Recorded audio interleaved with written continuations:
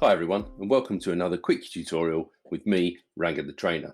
In this video, we're going to look at Google Chrome's tab grouping feature, which is a great way to organize your tabs. So let's get started. So I'm here in my Google Chrome, and you can see I've got a number of tabs open along the top here.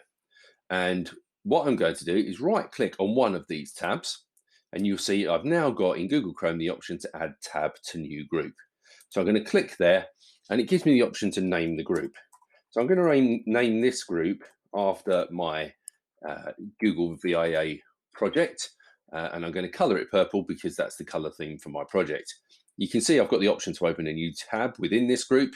I can ungroup it at any point. I can close the whole group, which is every window all together at once, save me clicking hundreds of times. And I can also move the group to a new window if I'm using a second screen. So that's that. And we can see if I click on the purple, it collapses down into just the one tab. So I can then go along and I can add further tabs by right clicking again and adding them also to the same group. So I'm going to do that to these three here. So you can see these are all in that purple group now. And if I click on the main tab, it folds everything behind it. I'm going to same here, but this time I'm going to add a new group so we can have multiple groups at once. I'm going to call this one personal, and I'm going to make it orange to match my head. So there we've got the personal with my Gmail on it, and I'm going to add also my Twitter to that personal as well. And again, we can see there, that's got the whole thing. So if I wanted to, I can then move those out. If I want to ungroup them, I can at any point. I can just right click and ungroup.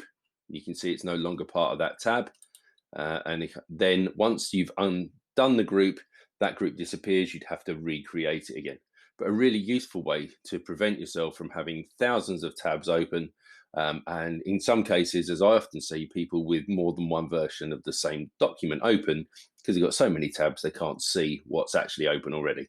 So just create a new group, call it whatever you want, give it a color theme, and add to it like that.